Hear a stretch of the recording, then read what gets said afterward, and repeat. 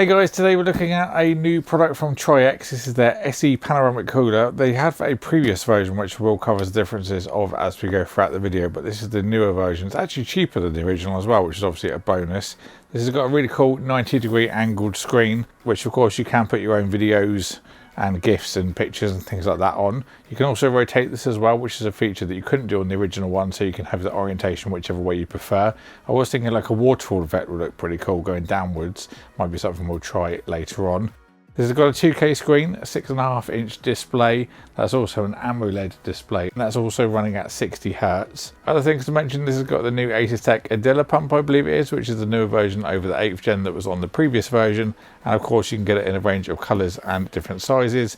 The white one here I've got today was kindly sent up by Overclockers, and I will link them down below if you want to check them out. Some other things just on the box there to mention: 6-year warranty, that's pretty good. We are seeing generally around 3 or 5 for most, so a 6 is obviously a bonus. And then you also got a 2-year warranty on the display as well. So user manual first thing on the left hand side, a couple of little boxes. I'm going to guess this is our mounting stuff.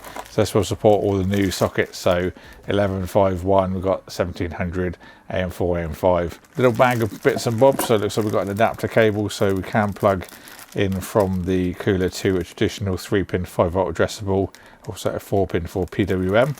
Some thermal paste included as well. Looks like there's some pre-applied, but it's always good to have some backup in there as well. And then of course the cooler itself, we have got pre-applied fans on this one, Gen 2 lighting, and also have a 66 CFM of airflow, so should push a nice lot of air through our rad. Getting this out to look a bit more in depth, we've got daisy chains for the fans, so it looks like we could attach an additional cable on the end. This is very similar, if not the same, to the connector that Fantech's now using on their newer fans and also their AIO. Looks like a little one that you can just daisy chain, so it might be quite easy to add additional fans from TRYX at a later point in time. There is quite a bit of slack between the cables, so hopefully it won't be visible when installed in the case. I generally like to install like that when looking inside, so maybe that I have to flip these fans around, but of course you can set it to your own personal preference. As we have got a rotatable screen on this one as well, you're not really set to a certain direction. Looking a bit closer at the hose, very nice braid. Can't see any of the cables through that, very tight and also very soft and supple as well. That's 45 centimeters long as well to play with. So looking at the screen, this can be taken off to easily install your pump.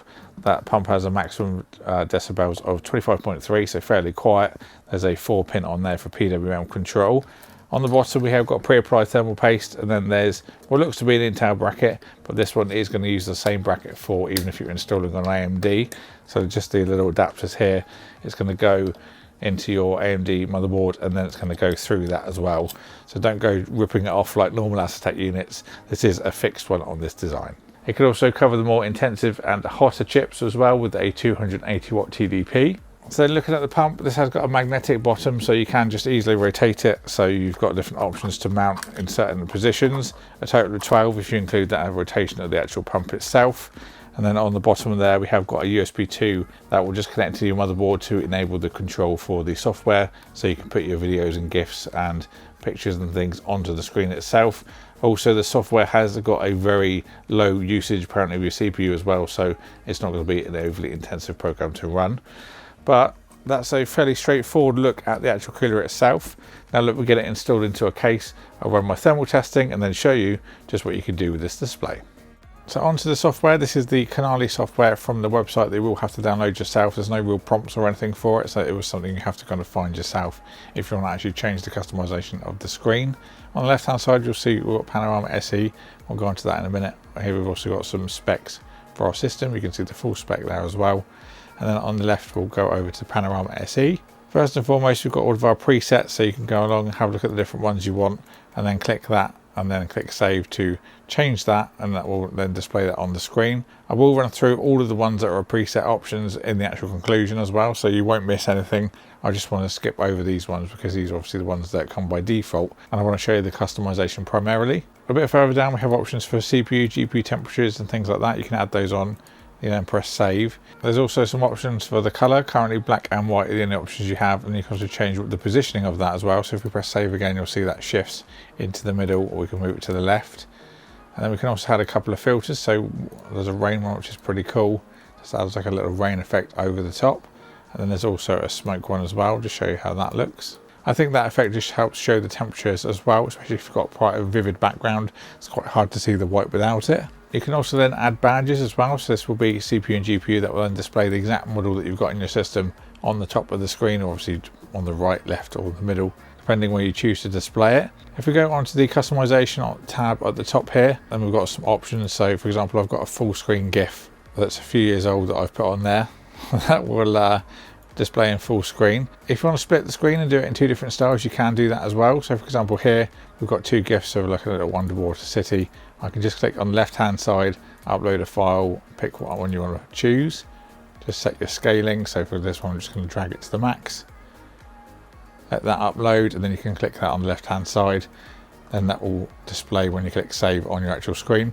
Alternatively, if you want to do another big full screen one, that city you've seen is something that's pretty cool if you do scale it to full size. So let me just drag this out as much as I can and scale it, click done, and then select that. We'll then save and we'll get a full screen version of that, which is pretty cool. Of course, it obviously depends on what you want to put on it, depending on the resolutions and things like that. Again, if you want to pick some stats to put on, you can do that. So let's go from the left hand side, let's say white left hand side, and then we'll add the badges as well. And you can click save and that will display that on there as well. Probably works better with a static, more, less animated GIF like this one, because you can see it a little bit clearer. But you could also, for example, add the smoke effect just to make that a little bit more readable again. Last little things on the adjustments at the top, we have got a sleep mode, so you just turn your screen off after a certain amount of time.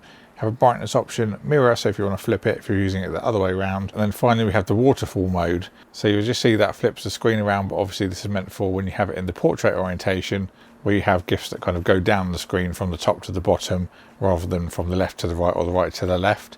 This is obviously a very niche use case scenario, and I can imagine in certain cases this will be quite difficult to see the actual top of the LCD. So I think for most users, they're going to use it on the angle with the left to right. On to the conclusion then for the Panorama SE.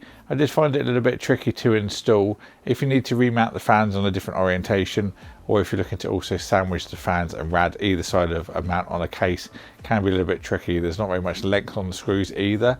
I did notice that there are also rad fins underneath the screw holes, so something to be careful with if you do use your own screws to make things a little bit easier. Just make sure you don't go too far down so you don't damage them. Now for testing, I install in the front of the case. I usually recommend putting it in the roof if you can. My first AIO was a 420mm, that's the only way I could fit it in this case, so to keep things consistent for future reviews I had to install all the others the same way. Also with the new acetate pump, they now have the pegs on the bracket rather than installing standoffs. I think it's a little bit more complicated to do because you then have to put the pump block on, and then a spring with the standoff can be quite tricky. You need to make sure they all bite before you then start screwing them down. Otherwise you'll find that one will pop off and shoot a spring across the room. It does take a little while to install, and I actually had to install the pump 3 different ways before finding one that the screen would fit on okay with as well. Now, even though TRYX have made it to allow multiple orientations in this version over the previous gen, I still found there's very limited options. The hoses just get in the way if they come out of the right or the left of the block, and I found them coming out the bottom to be the best way as it's installed here. Now, I'm going to put the full specs of the test system on the screen just if you are wondering about what else I'm using, but for my temperature testing I saw a high temperature of 83. Removing the ambient puts this in the middle of the stack. Now, even though it's in the middle of the stack, that still was a very good result, especially as above that we have a 420mm Corsair AIO. That was the Asetek 7th gen pump, so the generational improvements are certainly paying off with the new design. Now, the fans at a consistent 1500 RPM are pretty quiet. At full speed they're louder of course, but actually considerably quieter than some others that I've heard at full speed. They do have a new bearing, I believe, in these ones over some other models on the market. Now, they're unlikely to ramp to full speed unless you're doing some very intensive CPU tasks. Also, the RGB is very vibrant. I've not shown too much with that because that's just a standard 5V addressable, so the control of that is down to your specific motherboard. I also love that after you get over the proprietary connector on the fans, it's straight through to standard 5V addressable and 4-pin PWM. And also, speaking of those daisy chains, I think the cables could be slightly shorter to reduce any potential bow, but you could easily fix that with cable ties if they are visible in your case. Moving on to the screen, very vivid and vibrant. You've got some really nice blacks there as well. I'll also run the presets now that I mentioned just to show you what you do get included in the software. It's quite difficult to show on camera with its two sides, but I think the screen does look great. I really love the GIF that I've put on it, especially with the rain overlay. I think it looks really cool. Also, just an FYI, the footage here and also earlier on did have the protective peel still on. It's actually a lot more matte without it, and you don't get the mirror-like reflections of the memory that's next to it. Just in before any comments about that. The screen itself is a little bit wobbly on the pump. I would like to see a bigger, stronger magnet. That would also make it feel more premium too. As I mentioned in the footage earlier, I think most people will be using this left to right or right to left rather than the waterfall mode. It's a cool idea, but you're very limited in what you can do with it and what you can also see. Also, flipping it down to the GPU will have the same effect. Half the screen will be covered by the GPU backplate. Now, the software is very low on system resources, like they said. The maximum I saw was 3.2% usage of the 12900K, so not much at all. I'd also like to see a real-time mode for the changes you're applying in the software too. For example, when you add and change stats on the display, I like that shown on the software, as currently you have to physically try and apply it each time. If there's something else you guys would like to see added, then do let me know in a comment down below, and I'll make sure to pass it on to the team. Now, the split warranty on the box I think is a little bit odd as well. The fact that the screen may last only a third of the length of the pump doesn't really fill me with confidence. I'd prefer a middle ground for warranty that covers both, or offering a heavy discount on another screen after the warranty period's up would be a good way to go about it. The pump and rad without the screen just does look very bland. If I just take it off here, it's not something that you want to have all the time in your system. So I think we do need to have a bit of a middle ground option there instead, especially when obviously you're buying this for the screen in the first place. So last little thing to talk about, the pricing. The original Panorama was going to be $350 or pounds. You can currently get it for around $329. This one's coming in at £249 or dollars, which is obviously a much better price. Considering there are more expensive AIOs on the market, such as the Asus Ryzen, which is more expensive for a flat screen, I think this is a great price if you're in the market for a screen like this. Yes, the Ryzen has a better performance as it does have a thicker rad than this one, but at the time of filming, even the first version of the Ryzen is £30 more expensive than this, let alone the Extreme version which came out more recently, that's £130 more. Now, if you're willing to work around its quirks like the tricky installation and also spending some time to find your ideal orientation to put the screen on, it will pay off as you'll have one of the best looking AIOs on the market in your system, plus it's also got great thermal performance to match. So I think that's all the points I've wanted to cover in this one. If there's something, of course, you'd like to know that I didn't cover, please leave a comment and I'll get back to you as soon as I can. I'll leave the links for this in the video description as well if you want to pick one up. Thank you all for watching. Thank you to Overclockers for sending this out for me to review, and I'll see you all in the next one.